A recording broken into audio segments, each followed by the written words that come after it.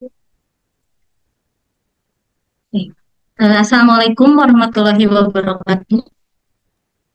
Waalaikumsalam. Bismillahirrahmanirrahim.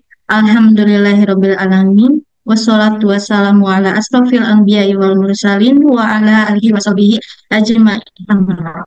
Segala puji bagi Allah yang telah memberikan kesehatan, nikmat dan karunia-Nya ya kita panjatkan.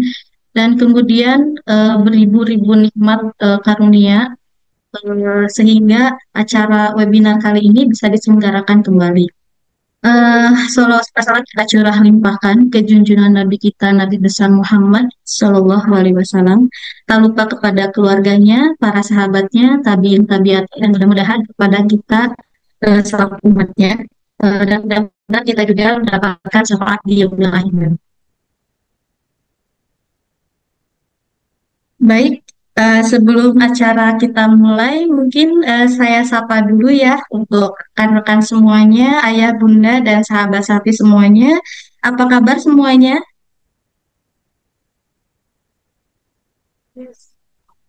Apa kabar Alhamdulillah semuanya? baik, Mbak. Alhamdulillah baik. Alhamdulillah baik. Alhamdulillah ya, mudah-mudahan kita senantiasa diberikan kesehatan ya, dan mudah-mudahan kita selalu diberikan semangat ya sampai akhir acara nanti. Mungkin di 2 jam nanti ya. Baik, saya ucapkan selamat bergabung kepada ayah, bunda, serta rekan-rekan sehati semuanya di Bincang Sehat ini, di Bincang Sehat 14. Kali ini, Klinik Utama Sehati berkolaborasi dengan Bidan Planner Community dan didukung oleh Zoom Oil Official dan Samarinda Vlogger. Bagi ayah dan bunda dan sahabat sehati semuanya yang telah mengikuti acara webinar sebelumnya, mungkin ini acara yang paling ditunggu-tunggu dan dinanti-nanti ya. Dan bagi yang baru bergabung, saya ucapkan selamat bergabung. Mungkin izin sebelumnya, saya mohon maaf untuk moderator yang kali ini sudah keluar hadir dan digantikan oleh saya sendiri. Perkenalkan, nama saya Nurdini Adawiyah selaku moderator pagi siang hari ini.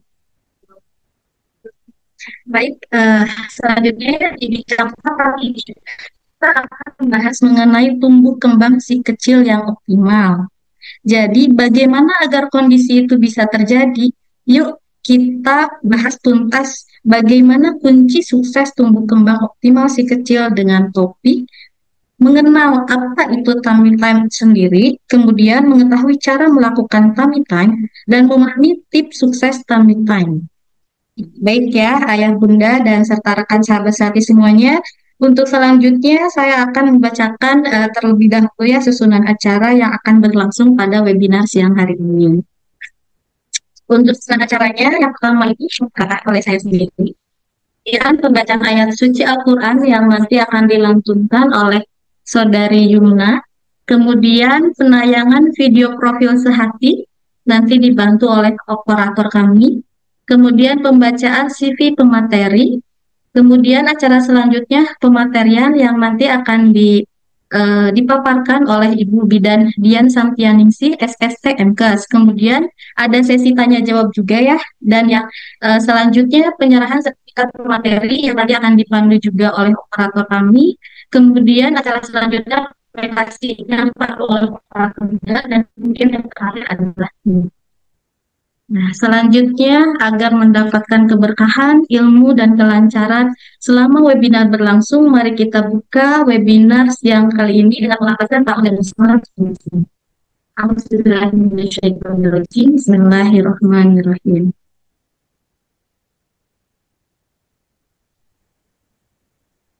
Baik, acara selanjutnya yaitu pembacaan ayat suci Al-Quran yang akan dibacakan oleh Saudari Yumna. Untuk waktu dan tempatnya saya persilahkan.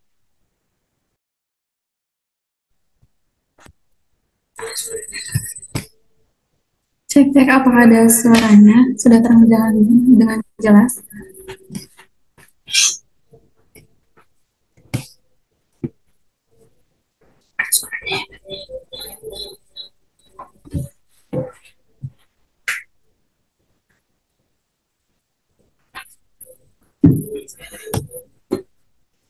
Bismillahirrahmanirrahim. Assalamualaikum warahmatullahi wabarakatuh. Waalaikumsalam. A'udzu billahi minasyaitonir rajim. Bismillahirrahmanirrahim. Laqad kana lakum fi Rasulillahi uswatun hasanatun liman kana yarjullaha wal yawmal akhir wa dzakarallaha katsira. Walamma ra'al mu'minuna al-ahzab qalu hadza ma wa'adana Allah wa rasuluhu wa sadaqa Allah wa rasuluhu wa ma zadahum illa imanan wa taslima. Sungguh telah ada pada diri Rasulullah suri tauladan yang baik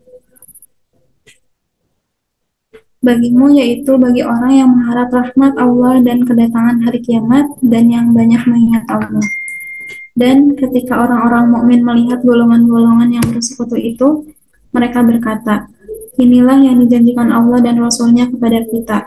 Dan benarlah Allah dan Rasul-Nya, dan yang demikian itu menambah keimanan dan keislaman mereka. Shadaqallahul adzim. Assalamualaikum warahmatullahi wabarakatuh. Waalaikumsalam warahmatullahi wabarakatuh. Alhamdulillah, pembacaan ayat suci Al-Quran telah dilantunkan. Semoga keberkahannya bisa sampai kepada yang membacakan dan juga bagi kita yang mendengarkan. Amin, amin, ya Allah, ya Rabbul Alamin. Untuk acara selanjutnya yaitu pelayanan video profil Klik Utama Hati yang akan dibantu dan diputarkan oleh tim operator kami. Baik, itu sedikit profil ya dari Klinik Utama Sehati yang beralamat di Jalan Cisarantan Pulau 13. Bagi yang penasaran ingin bertanya dan mengenal lebih jauh lagi tentang Klinik Utama Sehati, bisa langsung menghubungi tim operator kami atau call center Klinik Utama Sehati. Baik, selanjutnya acara yang mungkin dari tadi dinanti-nanti ya. Sebelum acara berlangsung, kita sapa dulu mungkin ya pemateri webinar di siang hari ini. Selamat siang, Bu Bidan. Ya, selamat siang, Mbak Nurdini ya panggilannya, Mbak ya? Ya, panggilannya boleh Dini, Bu Bidan. Oh ya, baik, Mbak Dini. Dan gimana kabarnya, Bu? Mohon maaf, suara saya terdengar jelas, Mbak Dini di sana? Ya, jelas sekali. Alhamdulillah, yang hari ini di Kalimantan sangat hot sekali ya ini kita. Tapi kalau di webinar ini tetap dingin aja ya, ketemu dengan bidan-bidan cantik di sini. Masya Allah ya. Ternyata Ibu Bidan ini posisinya di Kalimantan, di luar Pulau Jawa ya, Insya Allah. Ternyata webinar hari siang ini Klinik Hati bisa sampai luar pulau ya, Masya Allah ya. Mungkin di luar Bandung juga ada ya. Alhamdulillah, Masya Allah.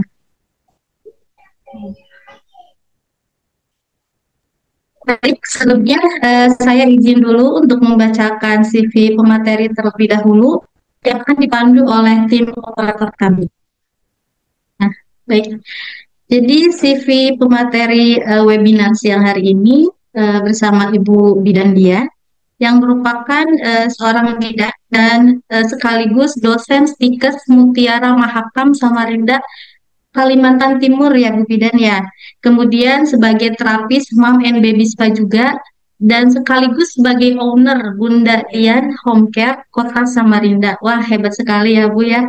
Kemudian konten kreator juga Samarinda Vlogger. Wah, Masya Allah. Ibu Bidan ini ternyata bukan hanya sebagai profesi bidan aja, tapi di luar profesi bidan banyak sekali talentanya gitu ya, sampai menjadi konten kreator juga. Sesuai dengan pelaksana ya Bu ya, ya Mbak Dini ya, bidanpreneur. Jadi kan kita harus mengembangkan, bukan hanya menjadi seorang bidan, tapi apa potensi di kita juga dikembangkan seperti itu ya. Ya, betul. Ya. Jadi sebisa mungkin kita kembangkan itu selain dari profesi sendiri gitu ya. Dan ya. Mungkin nanti bisa banyak belajar mungkin dari Ibu Bidan, mungkin ada komunitas bidan trainer. Nah, baik itu tadi ya CV dari pemateri kita kali ini. Dan dengan tema yang sangat menarik ini, tanpa menunggu lama, langsung saja saya persilakan kepada Ibu Bidan Dian Setianingsih, SST Menkes, selaku bidan dan sekaligus owner Bunda Dian Home Care. Kepadanya saya persilakan. Baik, terima kasih Mbak Dini buat waktunya. Selamat siang. Ini saya panggilnya teman-teman sekalian saja ya, karena di sini saya bukan center learning, tapi kita berbagi pengalaman seperti itu ya. Karena saya lihat dari peserta beragam di sini, ada yang dari ibu rumah tangga, kemudian bidan juga, mahasiswa kebidanan, keperawatan dan K3 ini saya lihat juga. Kemudian ada yang PNS dan guru juga. Jadi beragam untuk yang peserta webinar kita pada siang hari ini. Terima kasih sekali saya ucapkan kepada tim yang sudah menyelenggarakan webinar pada siang hari ini, sudah mengajak kerjasama untuk mengisi acara webinar kita pada siang hari ini. Nah, sebelumnya tadi sudah dikenalkan sama Mbak Dini ya, jadi nama saya itu Dian Setianingsih. Kalau dilihat dari nama, mungkin semua juga tahu kalau saya itu sebenarnya aslinya Jawa ya. Dari suara saja juga terlihat medok ya, medoknya orang Surabaya kalau bisa didengarkan. Seperti itu. Jadi kalau orang Bandung kan logatnya berbeda ya Mbak ya. Kalau saya memang asli Jawa, alhamdulillah saya lahir di kota Gresik, tapi hidupnya di Malang. Jadi dari meniti karir awal, saya tinggal di Malang dari tahun 2009 sampai 2022. Selanjutnya karena suami mutasi kerja di Pulau Borneo, akhirnya sekarang saya menjadi penduduk Kalimantan Timur. Seperti itu sedikit cerita dari saya. Di sini nanti kita akan membahas tentang tummy time.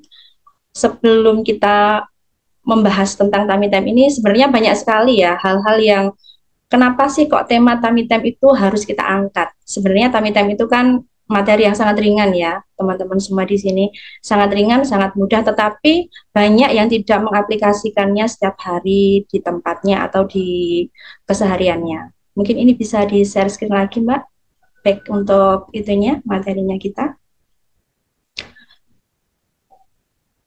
Nah, berbicara dengan, sebentar saya itu dulu, agenda kita. Nah, di agenda ini nanti kita akan membahas tentang apa sih itu tummy time, kemudian manfaatnya tummy time buat bayi, cara melakukan tummy time ini nanti juga saya sudah agak peragaan itu ya, unika. Jadi nanti untuk ada yang dari pekerjaannya tadi yang bukan basic bidan mungkin bisa nanti diajarkan saat ini. Selanjutnya, Mbak.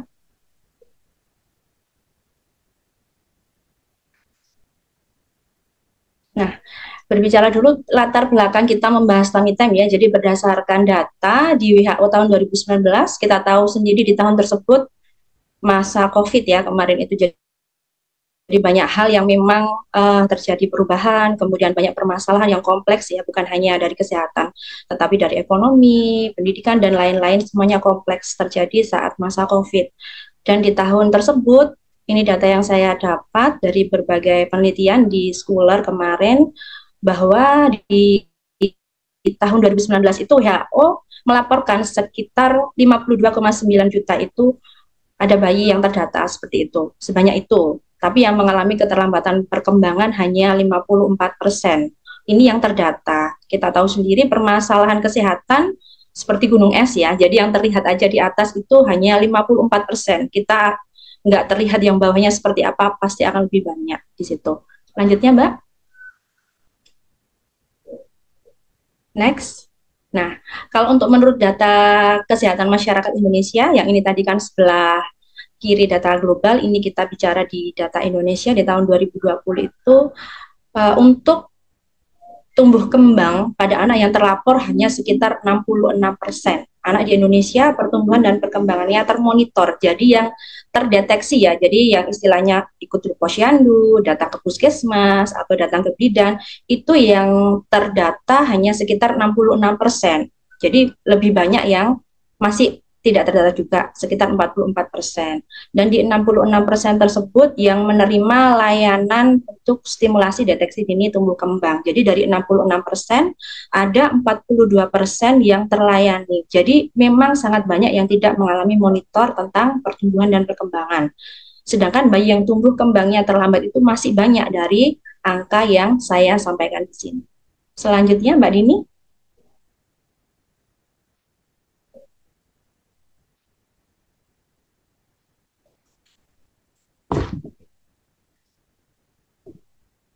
Selanjutnya belum bisa itu berubah di tempat saya.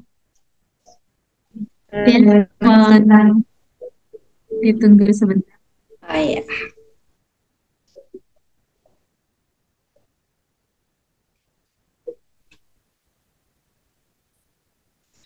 Nah, ini kita berbicara tentang aspek pertumbuhan dan perkembangan pada anak ya. Jadi ada 4 aspek, ini saya mengambilnya sesuai dengan form dari KPSP ya.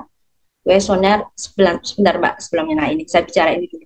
Jadi di 4 aspek pertumbuhan dan perkembangan pada anak ini kita ada sendiri formnya ya, form untuk deteksi dini tumbuh kembang pada balita. Jadi yang pertama ada bahasa, kognitif, sosial, kemandirian, serta motorik. Di dalam 4 aspek ini yang berperan penting itu semua. Jadi gak hanya bahasanya saja yang harus kita latih, atau mungkin sosial kemandiriannya, atau hanya motoriknya saja. Tetapi semua aspek ini harus kita latih untuk mencapai pertumbuhan dan perkembangan anak yang optimal. Nah, di sini saya kasih yang warna pink itu di area motorik ya. Di motorik ini ada motorik halus serta motorik kasar.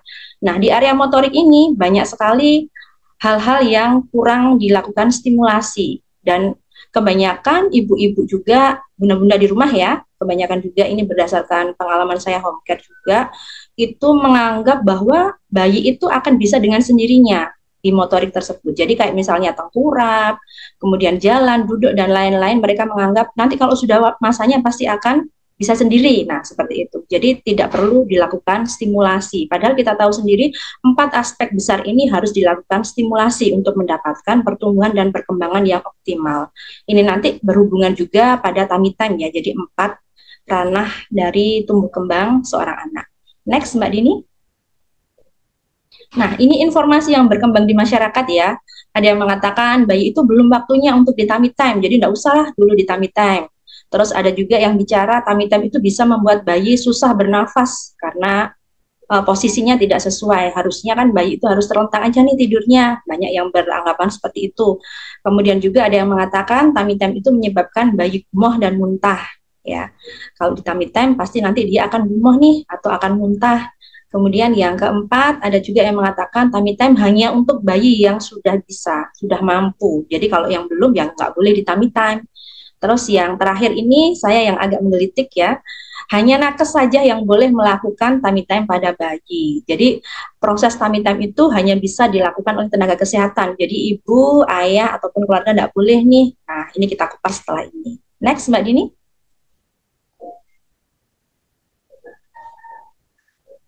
Nah, kita sekarang bicara apa sih sebenarnya tummy time itu? Nah, ini ya. Jadi tummy time itu sendiri merupakan suatu latihan untuk bayi dengan posisikan bayi tertumpu pada perut ya, atau bahasa keren kita sehari-hari tengkurap ya. Tengkurap kan kalau semua orang pasti bisa lah ya, istilahnya tengkurap aja, ngapain sih kok harus dibahas nih Bu Dian?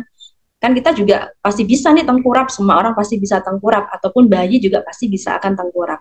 Tapi permasalahannya nanti kita akan tahu setelah ini. Nah, next Mbak Dini.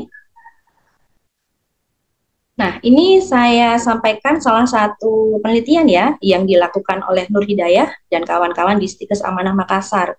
Ini submitnya di April 2024, jadi masih grass ya kemarin di tahun ini di bulan April 2024 data ini saya dapatkan. Jadi ada sebuah PKM atau kita bisa bicara PKM itu yaitu sebuah karya kita diberikan kepada masyarakatnya. Jadi penelitian langsung ke masyarakat. Untuk peningkatan pengetahuan ibu tentang manfaat tummy time dalam meningkatkan motorik bayi usia 3 sampai dengan 12 bulan. Dan hasil daripada penelitian yang dilakukan adalah menunjukkan bahwa tummy time itu memberikan pengaruh terhadap perkembangan bayi dengan nilai rata-rata pretest dan post-testnya ini mengalami kemajuan ya. Jadi sebelum pretestnya sekian, post-testnya menjadi 8,6. Hal ini pasti mempengaruhi daripada perkembangan motorik bayi tersebut. Ini penelitiannya orang ya, bukan saya yang ngomong. Jadi yang saya sampaikan ini adalah sudah teruji, sudah terpublish, dan sudah dilakukan penelitian secara empiris berdasarkan evidence kebidanan itu hasilnya seperti ini. Jadi ada yang namanya peningkatan. Ya, next Mbak Dini. Ada juga ini penelitian juga yang dari Riris Erika berserta teman-teman di Universitas Prima Indonesia ya. Jadi pengaruh tummy time exercise terhadap perkembangan motorik kasar dan durasi lama mengangkat kepala. Jadi anak yang cenderung sering dilakukan tummy time ya atau tummy time exercise ini akan lebih cepat mengangkat kepalanya. Kita tahu sendiri di usia 0 sampai dengan 6 bulan ini adalah masa kita gimana agar kepala bayi bisa kuat ya menyangga daripada lehernya. Tujuannya apa? Mempersiapkan untuk pemberian MPASI di bulan selanjutnya, itu tujuannya. Jadi memang ada sesuatu hal yang harus kita kerjakan. Ngapain sih kok anak itu harus bisa mengangkat kepala, harus lehernya tegak, itu karena kita punya tujuan di bulan selanjutnya sudah waktunya MPASI, dan kalau saat bayi MPASI itu harus kepalanya sudah tegak atau sudah diangkat seperti ini. Untuk hasil penelitian dari Mbak Riris dan teman-teman di FK dan kebidanan ini, hasilnya pengukuran menunjukkan bahwa setelah diberikan tummy time exercise terdapat peningkatan perkembangan motorik. Jadi mereka mengamati jadi gerakan kepala saat dilakukan tummy time dengan dia pengangkatan kepala yang lebih tegak. Ini juga submit di bulan Juni 2024, malah 2 bulan yang lalu ya, jadi ini lebih grass lagi. Dan sekali lagi ini bukan saya yang ngomong ya, berdasarkan penelitian. Selanjutnya Mbak Dini. Nah, ini juga dari Elizabeth dan Mary ya, another look at tummy time for primary. Jadi ini saya bahasain Indonesia aja ya, karena kan kita cinta Indonesia ya, jadi bahasa Indonesia aja. Jadi sebagian besarnya itu, kalau ini yang saya kuning-kuningin itu ya, tummy time itu sendiri adalah mencegah daripada plagiosepal ya, atau biasa kita sebut dengan kepala peyang pada bayi. Ada beberapa hal memang mungkin banyak orang tua yang tidak terlalu mementingkan sih, ngapain juga sih, nggak apa-apa lah kepala sedikit-sedikit peyang, nggak apa-apa. Tapi itu nanti berdampaknya juga akan semakin besar ya. Jadi kepala peyang itu selain dari tidak estetik ya, kepalanya sudah tidak, bentuknya tidak sesuai atau peyang tadi, ada beberapa hal yang bisa diakibatkan oleh plagiosepal itu. Kalau ini saya bahas akan lama ya, nggak cukup 1 jam ya Mbak Dini. Jadi intinya sebisa mungkin kita meminimalkan kejadian plagiosepal pada bayi atau kepala bayi peyang. Ada yang bayi itu separuh kepalanya miring kayak gini, atau yang nggak bulat kayak gini ya, itu yang dinamakan dengan plagiosepal. Jadi untuk tummy time ini sendiri, kalau sesuai dengan penelitian Elizabeth ini, bahwa sejak dilakukan pada bayi itu bisa meningkatkan motorik kasar pada bayi, serta perkembangan untuk daerah kepala ya. Jadi nanti untuk mengurangi dari kejadian plagiosepal ini sendiri. Dan di 3 tahun dekade itu, di paragraf pertama itu, di 3 tahun dekade setelah ada rekomendasi untuk melakukan tummy time, itu bisa mengurangi daripada sindrom kematian bayi secara mendadak. Itu salah satu juga yang manfaat dari tummy time itu sendiri. Lanjut Mbak Dini.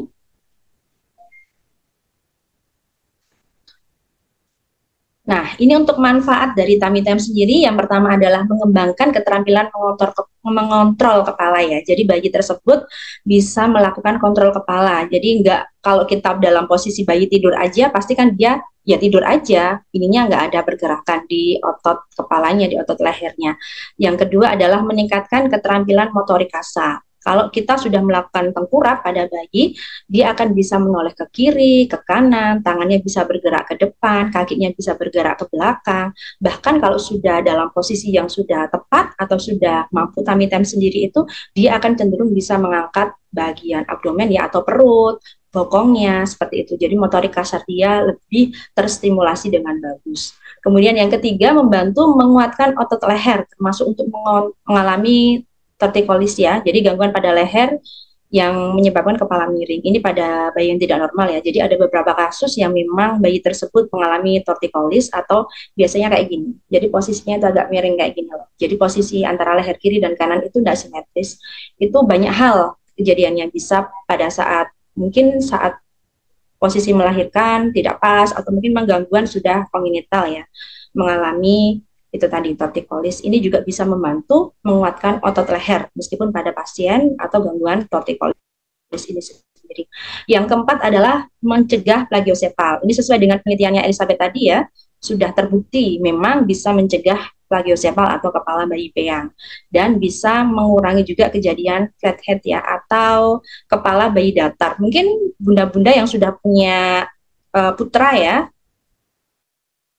atau teman-teman yang lain, yang teman-teman bidan yang lain sudah mungkin ada yang pernah lihat ya, kepala bayi yang belakangnya sangat datar sekali, jadi nggak bentuk kayak gini ya, jadi sangat datar, itu namanya adalah flat head syndrome ya, kepala bayi datar. Jadi untuk mengurangi kepala bayi datar ataupun plagiosepal itu bisa kita lakukan dengan metode tummy time.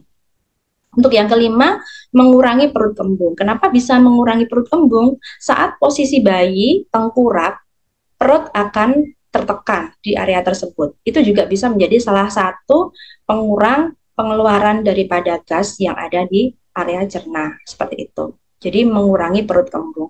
Kita tahu sendiri kondisi kolik pada bayi ya biasanya terjadi karena dua hal. Yang pertama dari sistem pernafasan yang terganggu, yang kedua dari sistem pencernaan yang terganggu juga. Bayi kolik di tengah malam pasti dua hal ini penyebabnya, karena bayi nggak bisa ngomong ya, yang bisanya hanya nangis aja. Pasti kita lihat kalau dia nggak bapil, pasti di area cernanya yang mengalami permasalahan, dan salah satu permasalahannya pasti adanya perut kembung ini ya, perut yang besar karena terlalu banyak udara yang masuk. Itu bisa disebabkan karena banyak hal ya faktornya. Salah satu mungkin yang memberikan ASIP lewat bantuan DOT itu bisa ada udara yang banyak masuk ya saat menyusu, atau mungkin yang saat memberikan ASI yang langsung pada payudara, posisinya yang kurang pas sehingga bayi juga menyerap banyak udara yang masuk, seperti itu.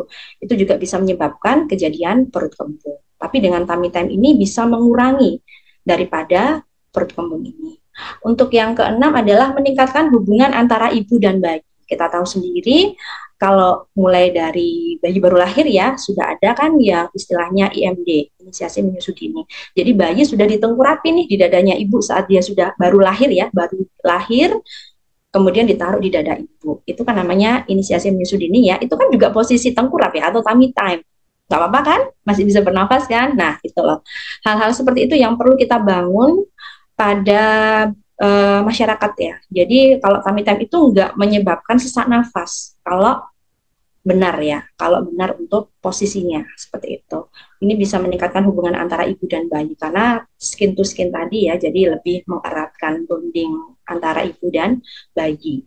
Untuk yang ketujuh adalah menurunkan keterlambatan motorik pada bayi Down syndrome. Ini juga ada beberapa penelitian ya, belum saya tampilkan juga. Pada bayi Down syndrome itu ada yang melakukan penelitian di salah satu rumah sakit swasta di kota Jakarta, bahwa keterlambatan motorik, memang kita tahu sendiri bayi dengan Down syndrome ini pasti akan fase untuk tumbuh kembangnya akan lebih bergeser ya, atau lebih terlambat daripada bayi yang normal. Hal tersebut ini bisa salah satunya juga kita stimulasi dengan metode tummy time. Selanjutnya Mbak Dini.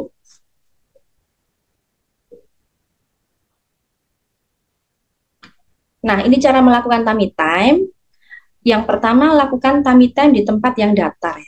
Jadi pastikan tempatnya itu datar, bukan tempat yang kayak apa namanya itu kasur yang sangat empuk banget. Kemarin juga ada yang tanya sebelumnya saat saya sharing juga pada beberapa teman bidan di sini juga, ada teman-teman dari non-nakes juga katanya tummy time itu boleh ya Bun, kalau di kasur, kalau di tempat yang halus seperti itu, asalkan ada ganjalan di antara aksi lainnya. Jadi pastikan tummy time itu dilakukan di tempat yang datar ya.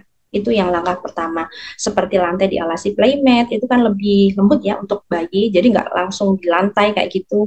Kemudian matras atau di atas perut dan pangkuan bunda atau ayah sekalian. Jadi tummy time ini nggak harus serta-merta ibunya aja nih yang lakuin, bapaknya enggak ya. Jadi semua boleh melakukan tummy time pada bayi. Bisa juga dengan bantuan bantal berbentuk U ya, sekarang kan lagi banyak juga ya aksesoris bayi yang sudah tersedia ya, dan dengan berbagai macam itu bentuknya, itu juga bisa dilakukan, tetapi perlu diingat ya, diletakkan pada dada setinggi aksila, jadi agak ke atas. Jadi jangan saat yang di bantalnya tersebut kepala bayi di bagian yang lebih apa itu, yang lebih gemuk ya. Jadi kan bantal U-nya kan bentuknya U kayak gini, jadi jangan ditaruh yang di sininya itu wajahnya, tapi setinggi aksila atau dadanya.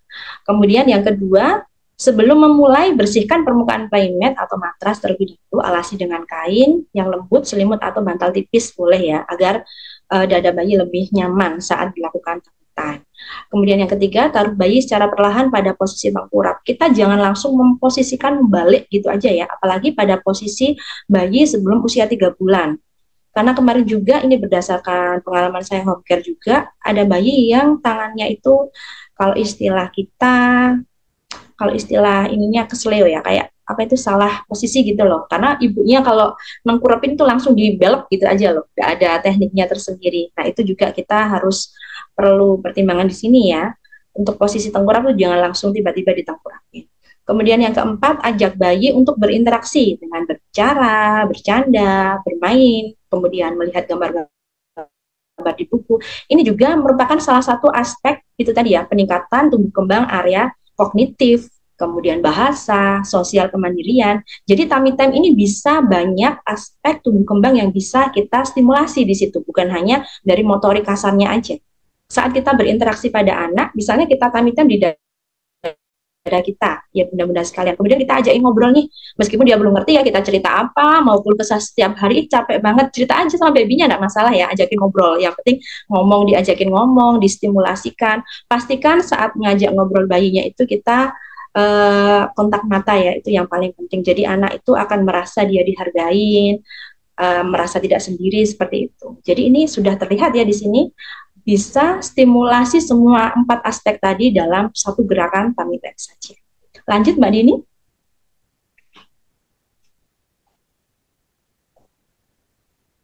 Nah, ini yang banyak sekali yang bertanya ya, sebenarnya kapan sih atau berapa banyak sih durasi untuk tummy time itu sendiri. Ini kita akan bahas satu persatu ya di sini.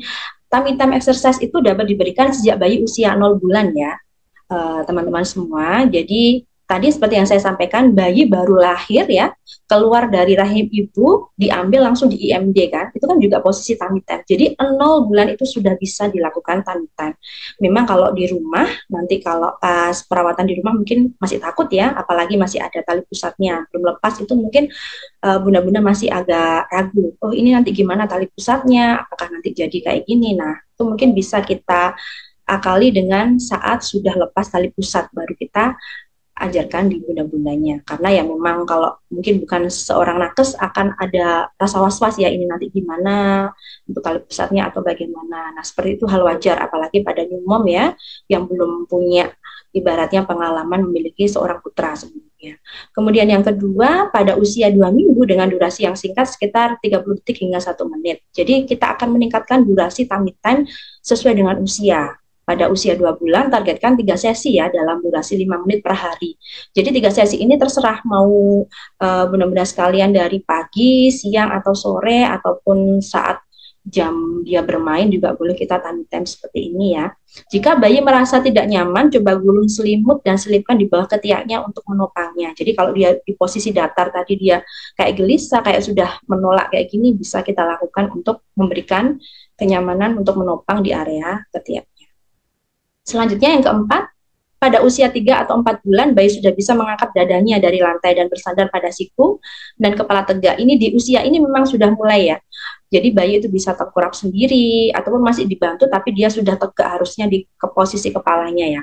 Jadi untuk melengkungkan punggung dan menendangkan kakinya, ini sudah kita lihat kan, ada banyak sekali motorik kasar yang sudah terbentuk di situ dari stimulasi tummy time. Kemudian juga ada fase kemandirian juga ya, aspek kemandirian. Jadi dia sudah mulai mengangkat punggung, menendang kaki, itu juga kan sesuatu yang terstimulus dari posisi tummy time. Beda dengan bayi yang tidak kita lakukan tummy time, kita tidurin aja terlentang, ya dia akan posisi seperti itu terus ya.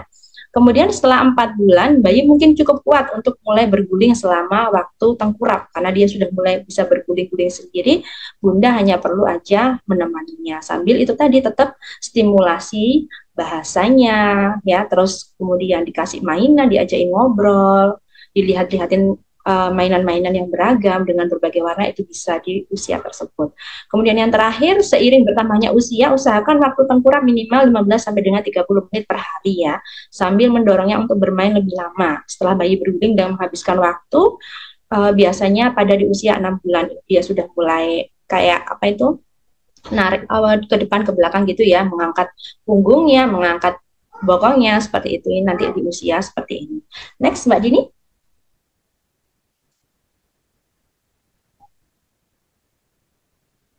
Nah, ini ya tips sukses untuk tummy time di rumah ya. Jadi di awal sesi tummy time, mungkin bayi akan menolak ya bunda-bunda sekalian. Karena kan nggak pernah tuh dilakukan tummy time atau ditengkurapin ya, apalagi pada BBL ya, bayi baru lahir yang masih usia semingguan gitu mungkin akan menolak ataupun rewel ataupun nangis ya seperti itu.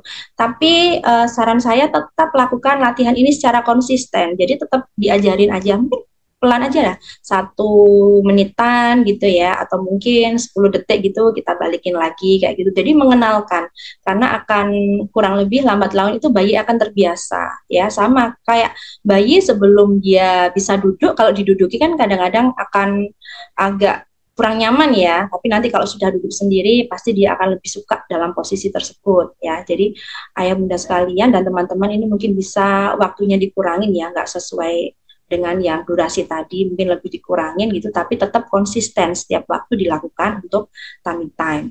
Selanjutnya, bunda atau ayah bisa melakukan latihan ini setelah bayi berganti popok ya, mandi atau bangun dari tidur siang boleh ya, itu dilakukan tummy time. Apalagi kalau saat ganti popok kan lebih enak tuh kalau tummy time. Jadi area bokongnya bayi itu pas gitu ya untuk pasang pampersnya itu. Kalau ya biasanya kalau pada posisi yang terlentang kan agak susah ya, agak diangkat-angkatin kayak gitu. Kalau pada posisi ini akan lebih pas ya.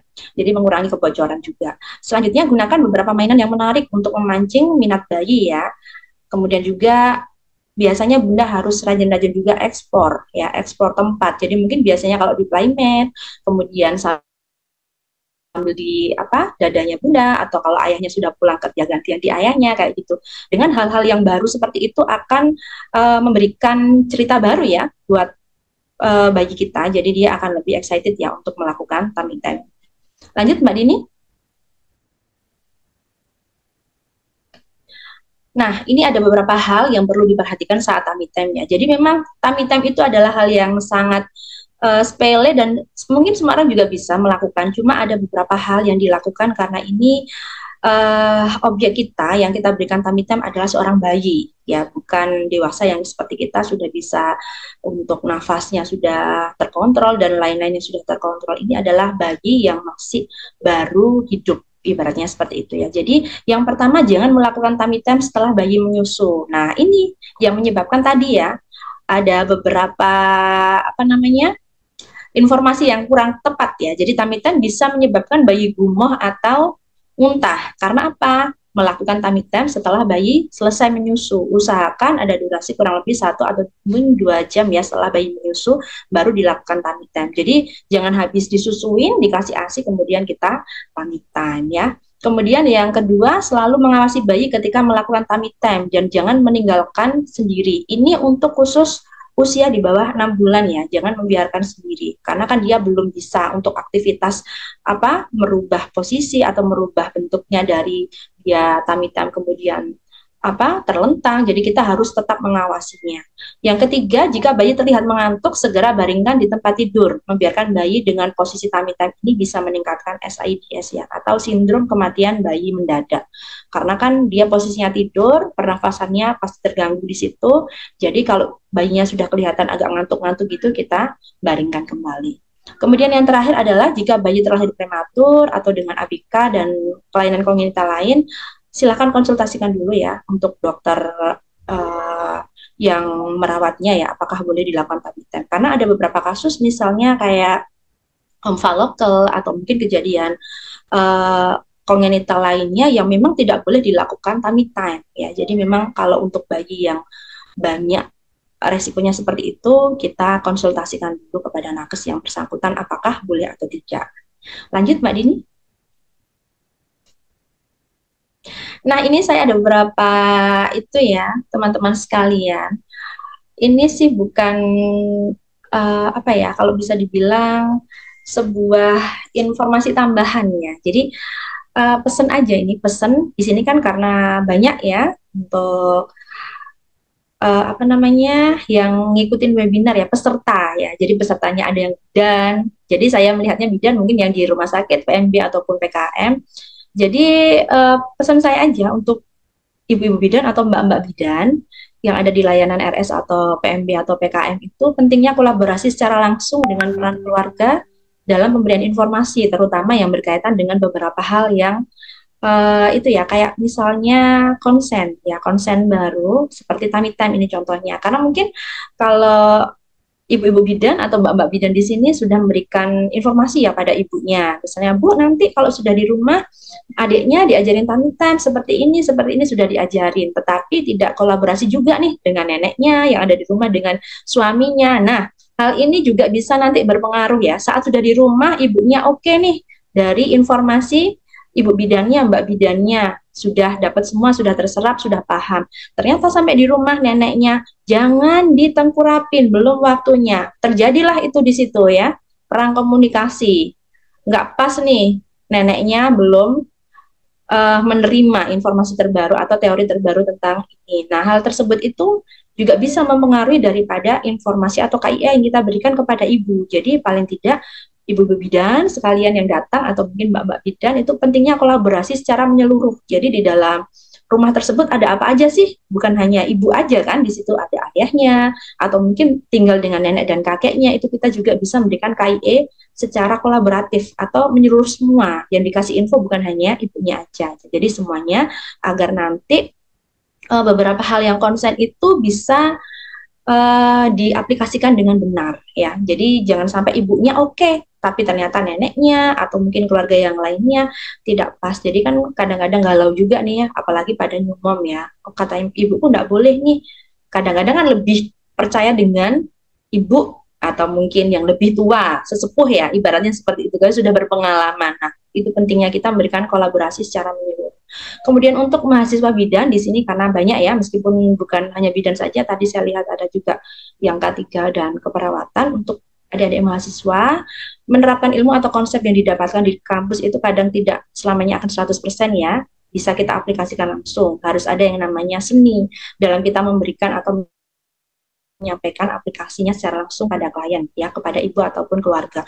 Mungkin kalau di secara ini tadi ada yang namanya durasi untuk anak usia sekian harus sekian detik. Itu kita tidak bisa langsung memberikan pada ibu. Bu, nanti durasinya harus sekian ya. Kita nggak bisa. Harus ada seninya. Paling tidak kamu ajarkan. Misalnya dalam satu sesi durasi harus 5 menit. Ternyata karena ibunya sudah tidak memberikan tummy time dari awal, otomatis dari awal lagi kan kita mengajarnya, berarti kamu jangan langsung bilang 5 menit Bu, paling tidak dibagi berapa sesi, 2 menit, 2 menit, 1 menit, seperti itu. Jadi kita harus punya seni tersendiri, tapi secara konsep hal tersebut bisa diterima oleh ibu. Nah, seperti itu. Kemudian buat bidan layanan home care ya, ini juga saya dari pengalaman home care saya, kan banyak juga ya sekarang bidan-bidan yang melakukan home care, itu ajarkan juga beberapa hal sederhana tetapi berdampak besar dalam tumbuh kembang balita ya, dalam pelayanan home care yang Anda berikan. Jadi memang kadang-kadang itu untuk layanan home care itu yang memang berikan home care aja, misalnya untuk pijat bayi, ya sudah pijat bayi aja tanpa kita mengajarkan, oh yang posisi kayak gini pijatnya kayak gini Bun, atau ini harus dipijat seperti ini. Terkadang kita itu tidak memberikan informasi yang lebih jelas ya, lebih lengkap, sehingga bundanya itu terkesan hanya kayak ketergantungan nih pada seorang terapis ya. Kalau memang secara apa ya, materi memang sih bagus aja ya, jadinya kan Anda tetap terus dapat income ya setiap bulannya. Cuma kita kalau secara keilmuan harapan saya nanti bisa mandiri itu tadi ya, saat ibunya atau keluarga sudah bisa mandiri mengajarkan hal-hal sederhana, kita juga dampaknya akan lebih ke kesehatan untuk jangka panjangnya. Jadi bukan hanya saat itu saja kita berikan layanan. Harapannya kan seperti itu. Karena meskipun banyak layanan home care, saat kita punya nilai plus pada customer kita, pasti kita akan dicari terus ya. Meskipun banyak sekali kan sekarang untuk apa namanya persaingan di dunia per home care seperti ini. Tapi kalau kita sudah memiliki nilai plus dan pasien itu atau customer kita sesuai dengan apa yang kita berikan, pasti mereka akan cari lagi kita ya. Kemudian ini buat momi-momi atau calon ibu ya, ini Mbak Dini sudah punya putra nggak Mbak Dini ya? Sudah. Sudah. Berapa Mbak Dini? Lagi dan dipercaya sama Allah. Doain saja. Alhamdulillah ya. Jadi ini yang lainnya mungkin adik-adik bidan juga kan nanti berarti kan calon momi ya kan? Harapan saya semuanya mau menjadi seorang calon ibu ya. Jangan sampai mau free child ya. Harapannya menjadi calon ibu. Jadi selalu tanyakan dengan teliti serta jangan malu saat memahami tentang KIE yang diberikan oleh nakes ya. Bila perlu mintalah untuk langsung dipraktekkan. Jadi misalnya, Bu, ini nanti time-time seperti ini ya. Tanya aja mbak-mbak semua, ibu-ibu semua. Emang time-time gimana sih Bu Bidan? Coba saya diajarin sekarang. Jadi sampai Anda memang benar-benar bisa melakukan di rumah ya. Jadi jangan kalau dibilangin kayak gini, oh iya ngerti, oh iya ngerti. Tapi saat di rumah bingung nih gimana caranya. Ya ngerti sih tadi secara teori gampang, tapi prakteknya seperti apa. Nah, hal gitu ya. Ini saya juga bawa teman saya saat saya melakukan beberapa pelatihan massas ya. Ini teman boneka saya, di sini saya bawa juga Mbak Dini. Jadi ini ada beberapa ibu-ibu, karena ini tadi saya lihat di pesertanya kan ada yang nggak bidan juga ya. Jadi ini saya ajarkan juga untuk teknik tummy time yang posisi tangan, karena ada beberapa bayi kemarin yang saat saya home care itu tangannya ya bisa dibilang apa itu ya, kalau kita bahasa yang kesleo ya, karena salah posisi ibunya. Kalau tummy time itu tinggal dibalik gitu aja loh ya, asal-asal balik pokoknya tengkurap deh kayak gitu kan. Ada beberapa tekniknya ya untuk tummy time. Jadi ini misalnya bayinya ini tidur terlentang ya, posisi terlentang. Ini anggap ini terlentang. Jadi tangannya itu kita satukan di dada seperti ini, baru kita tahan di area kepala, kemudian baru kita balik seperti ini. Ya. Jadi baru kita balik seperti ini. Nanti tangannya akan kita itu kan seperti ini. Jadi jangan tiba-tiba langsung dibalik kayak gini ya. Jadi ada tekniknya, tangannya dikumpulin dulu di dada seperti ini, baru tangan kita di belakang, baru kita tengkurapkan seperti ini. Ya, itu kalau pada yang di atas 1 bulan bisa seperti itu. Kalau yang masih bayi, kita langsung posisinya seperti ini, bayinya kita tahan di area kepala ya, ini. Karena dia kan belum bisa menyangga kepalanya ya, jadi kita tahan seperti ini, kemudian tangan kita yang sebelah kiri membentuk huruf U seperti ini, kemudian kita balikkan perlahan seperti ini. Jadi yang kita harus jaga adalah area punggung, ini ya, kepala, dan otot ininya kan belum terlalu kuat ya, dan juga yang depan. Jadi kita tahannya seperti ini, kemudian kita baliknya, tangan kita bentuk U, kemudian kita balik seperti ini. Itu yang untuk sebelum usia 1 bulanan ya. Kalau sudah di atas itu kan sudah bisa bergerakan sendiri. Seperti itu untuk tekniknya. Jadi jangan asal balikin seperti itu. Ingat ya, objek kita untuk tummy time ini adalah seorang bayi. Belum bisa secara pernafasan seperti kita, pergerakan juga belum bisa seperti kita. Jadi bunda-bunda dan teman-teman bidan dan calon bidan ini semua harus berhati-hati dalam memberikan terapan untuk tummy time. Memang tummy time ini sangat sederhana ya, hanya tengkurap saja, tetapi saat kamu posisinya salah, nah dampaknya itu akan luas sekali seperti itu ya. Jadi bisa jadi di mall posisi seperti ini, atau mungkin dia malah nggak nyaman karena sakit saat mau di tummy time. Lanjut Mbak Dini.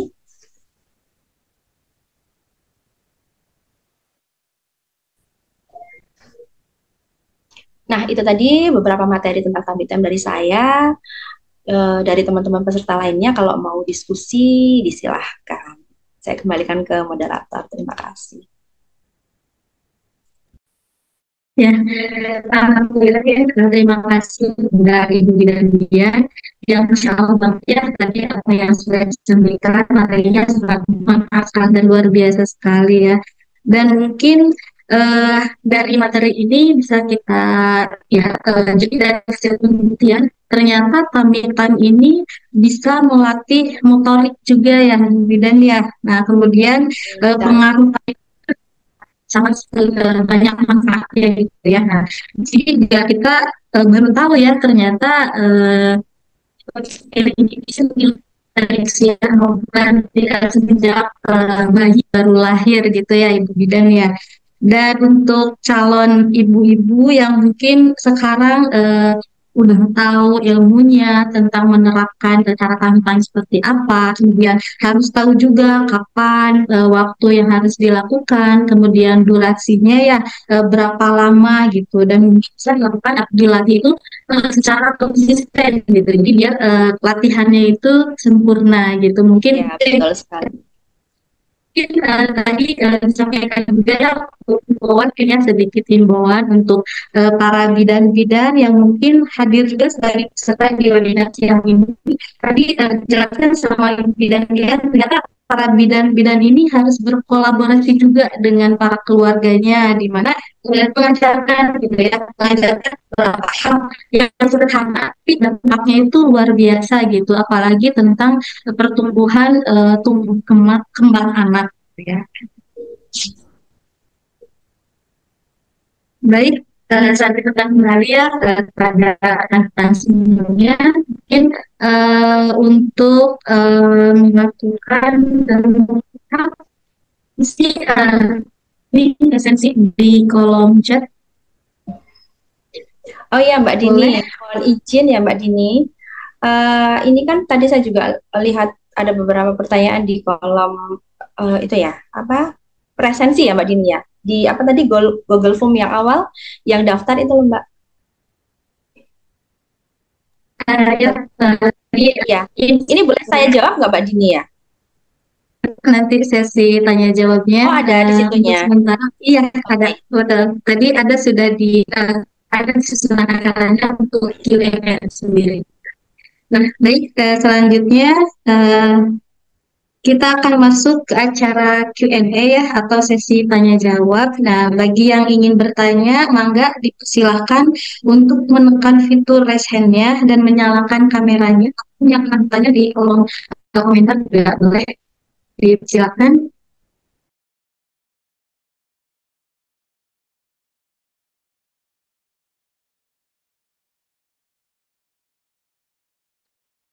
Boleh, mangga, rekan, ayah, bunda, rekan-rekan sahabat semuanya. Barangkali ada yang mau dipertanyakan, yang raise hand boleh.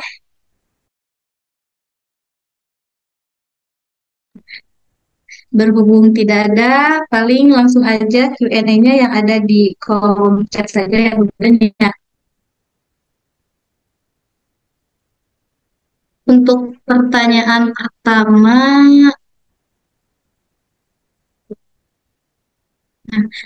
ini dari Teteh Upaya.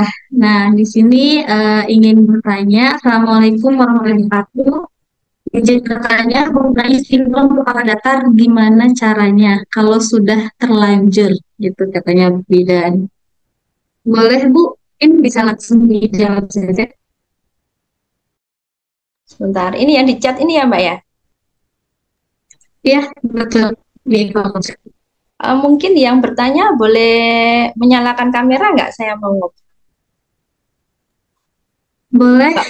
Ya, ini Mbak, kali bisa. Ibu, monggo, mangga ya kalau orang Bandung ya Mbak ya, mangga. Mangga. Iya mangga Mbak Upa ya. Ibu atau Mbak ini saya panggilnya ya.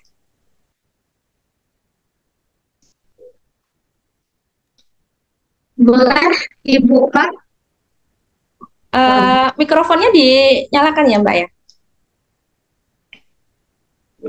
Ibu aja boleh Bu. Oh Ibu ya, jadi Ibu Upa. Usianya berapa Bu putranya? 2 tahun. Oh kalau 2 tahun sudah nggak bisa kembali lagi ya Ibu Upa ya. Sebenarnya untuk kepala datar atau sindrom flathead itu sih enggak masalah juga ya Bu ya. Cuma kan bentuknya nggak estetik ya kalau kita, apalagi kalau pada cowok kan nggak punya rambut panjang ya, nggak pakai jilbab ya Bu ya, jadi kan kelihatan itu aja. Sebenarnya tidak masalah ya, untuk kalau secara medis itu kan nggak masalah ya. Cuma kalau sudah usia 2 tahun nggak bisa kembali lagi Bu. Kalau sebelum usia 12 bulan ya, kita batasannya 9 sampai 10 bulan itu masih bisa dibentuk kembali, jadi masih bisa dibulatin lagi lah ibaratnya, meskipun nggak yang bulat sempurna banget, masih bisa kita bentuk kembali. Tapi kalau sudah 2 tahun sudah itu Bu ya. Itu kenapa dulu kok seperti itu, sering sering tidur terlentang gitu? Iya, padahal sering tummy time juga sih gitu. Cuma memang bisa dikasih ini tetap terlentang lagi. Udah diganjal apa. Kurang nyaman saat tummy time gitu ya punya. Mungkin di adiknya selanjutnya ya punya bisa diaplikasikan. Ya. Iya baik. Terima kasih Ibu Upa.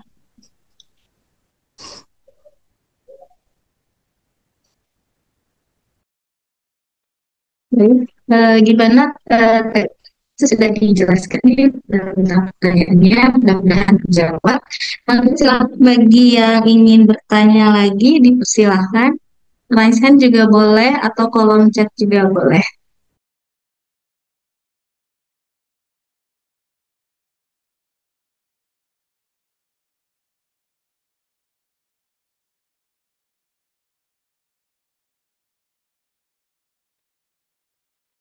Boleh, ada lagi yang bertanya? Ini sepertinya ada Kemudian Bapak sudah siap-siap menjawab. Kalau dari nama ini. Boleh, silakan yang mau bertanya kembali. Assalamualaikum. Waalaikumsalam. Izin bertanya. Ya, mangga Ibu Nuha. Ini untuk tadi yang terkait apa yang barusan dipertanyakan oleh Ibu Pak. Nah, kalau semisalkan kita ketemu nih sama anak yang masih di bawah 1 tahun, tapi terdapat sindrom itu, untuk memperbaikinya sebelum 1 tahun itu gimana caranya? Terima kasih sebelumnya. Terima kasih Ibu Nuha ya sebelumnya. Jadi kalau untuk pada bayi ya sebelum usia tersebut yang sudah saya sampaikan tadi itu kita saat mandi juga itu bisa kita lakukan pembentukan ya. Jadi agak diginikan loh Bu. Jadi misalnya ini bayinya ya saat setelah mandi kepalanya agak kita bentuk kayak gini. Nah agak diginikan sama handuk. Jadi ini kan tertutup sama handuk bisa kita bentuk kayak gini. Nah kemudian kita latih juga tummy time tadi lebih banyak untuk durasinya seperti itu. Kalau sudah di atas usia 6 bulan, biasanya juga kan kita sudah bisa kayak diajarin kayak duduk, seperti itu ya Bu ya, seperti itu juga. Pokoknya usahakan seminimal mungkin dia tidur terlentang, seperti itu. Ini kebanyakan juga kejadian kasus sindrom flathead tadi itu biasanya pakai bantal yang ada buletannya itu loh, kalau saya lihat seringnya di situ. Ya nggak Bunda pakaiin gitu? Iya, soalnya pakai yang itu.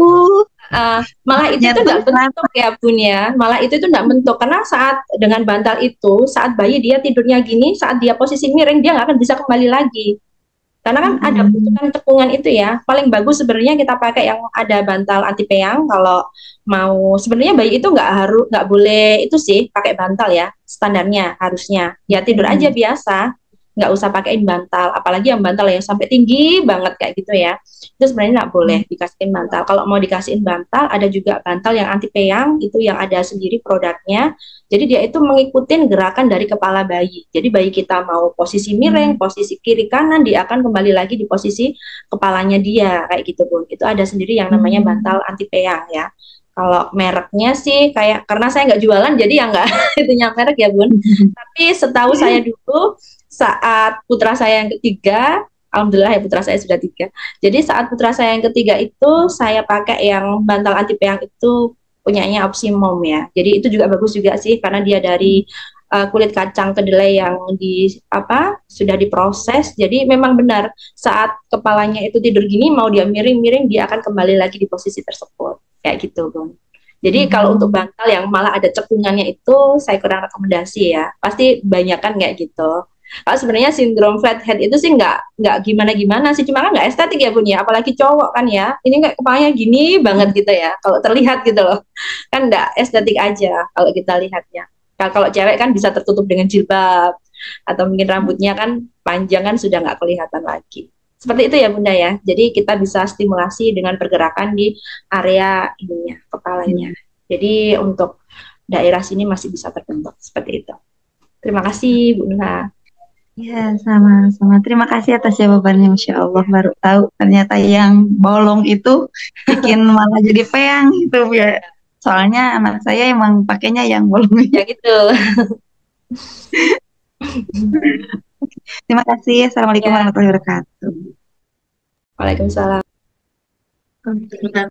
Wah, ternyata tahu juga ya ternyata pemilihan dari bantal sendiri juga harus kita teliti gitu. Jangan sampai kita emang sih sering ya kita lihat banyak dari memang pasaran juga yang jual produk bantal itu yang ada bolongnya. Ternyata ini sangat tidak direkomendasikan banget gitu untuk baru lahir, karena nanti yang tadi sudah dijelaskan sama Ibu Bidan Bian tadi ya.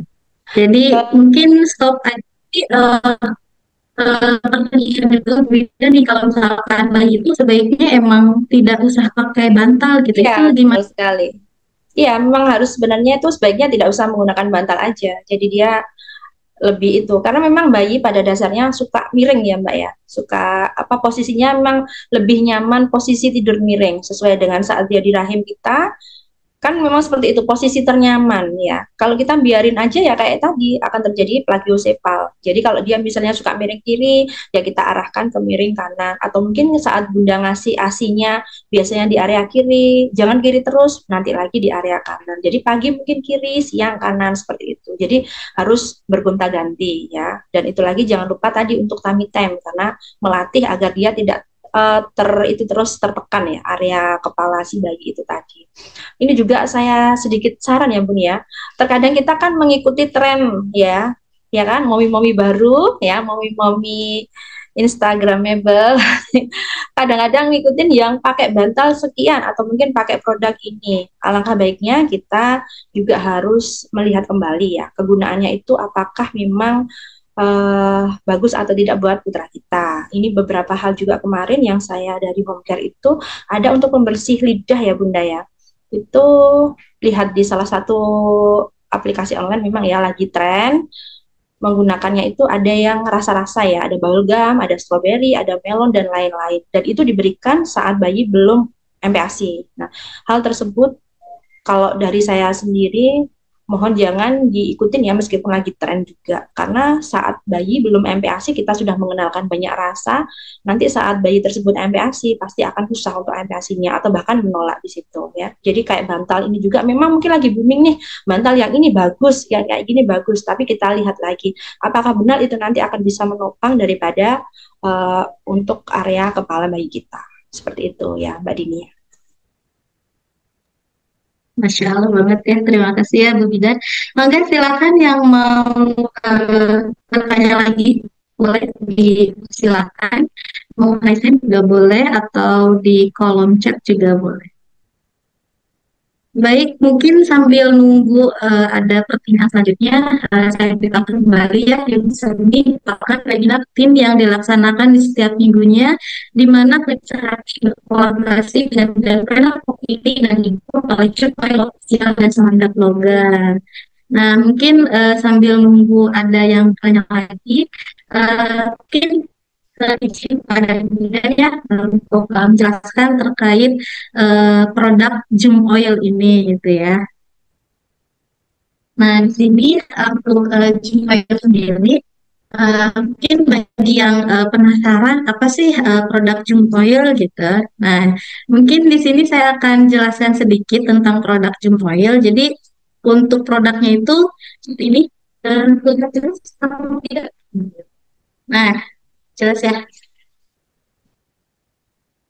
Nah, jadi Jum Oil ini merupakan produk yang herbal ya, di mana produk ini sangat banyak sekali manfaatnya. Nah, mungkin untuk para bunda, ayah dan rekan-rekan sahabat Sati semuanya, kalau misalkan ingin tahu khasiat Jum Oil ini, mungkin saya akan sedikit pemaparan ya tentang khasiat dari produk oil ini. Jadi oil ini berkhasiat membantu mempercepat penyembuhan pada misalnya tuh kemudian flu, kadang demam, diare, sembelit, gatal, alergi, tidak serangga, bahkan dia bisa kemudian kemerahan, pegal-pegal, biduran dan lain-lain. Jadi satu produk ini bisa menimbulkan semua masalah gitu. Jadi untuk para bunda, ayah dan rekan Sati semuanya, mungkin satu kekuatan lagi yang kebetulan dari jumlah ini bisa digunakan dari usia 0 bulan. Jadi baru lahir juga sudah bisa digunakan, dan insya Allah ini sangat aman sekali dan sudah teruji. Nah, bagi ayah bunda dan rekan sahabat semuanya yang ingin coba hasil dan produk Jum Oil ini, boleh banget di sini sudah tersedia ya di akun kami saat ini disarankan Oktober 113. Enggak, kalau misalkan eh, bisa dihubungi juga ke kontak customer saat ini. Boleh mangga ya, bagi yang penasaran dan ingin apa berdasarkan hasil dari kontak Gmail. Maka silakan, dan di sini ada dua kemasan ya. Jadi ada yang 60 mili sama 100